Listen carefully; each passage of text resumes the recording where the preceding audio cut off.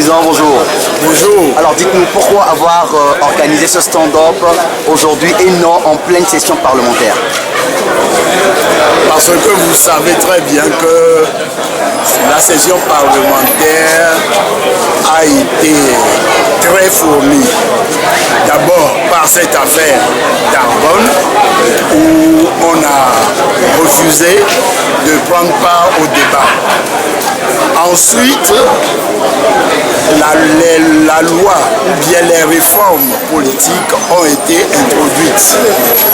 Contrairement à ce que préconise l'accord politique global, c'est-à-dire la recherche du consensus. Le régime a préféré choisir le débat suivi de vote, sachant qu'ils ont la majorité mécanique.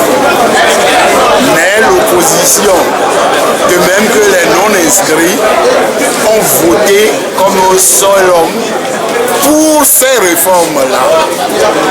Libérés de ces deux éléments, il était temps qu'on vienne au cours de cette intercession poser le problème de Targon afin que cela puisse trouver une solution avant la reprise de la session budgétaire d'octobre.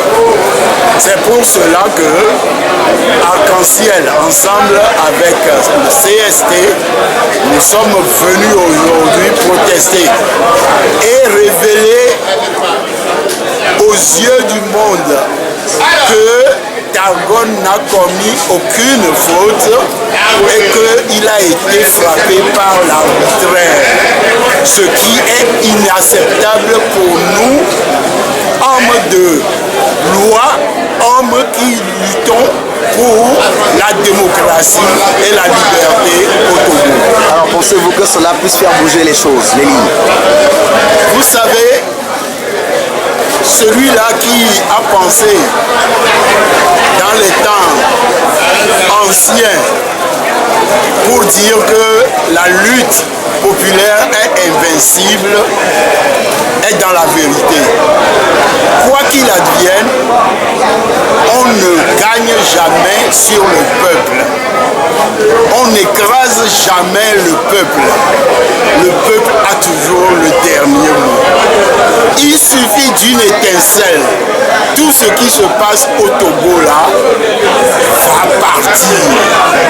Qu'on n'oublie pas que c'est suite à l'arrestation de deux étudiants et travailleurs nommés Logo Dosuri et Akmelanko que la révolution du 5 octobre a été déclenchée. Qu'on s'en souvienne et que chacun de nous prenne cela en compte pour être beaucoup plus prudent dans la démarche qu'il effectue.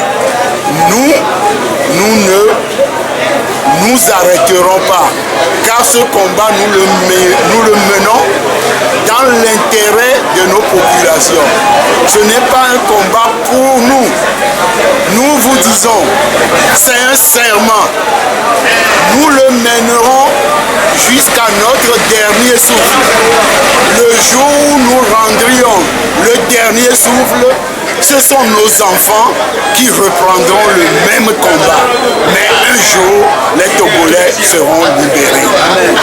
Merci beaucoup, Président.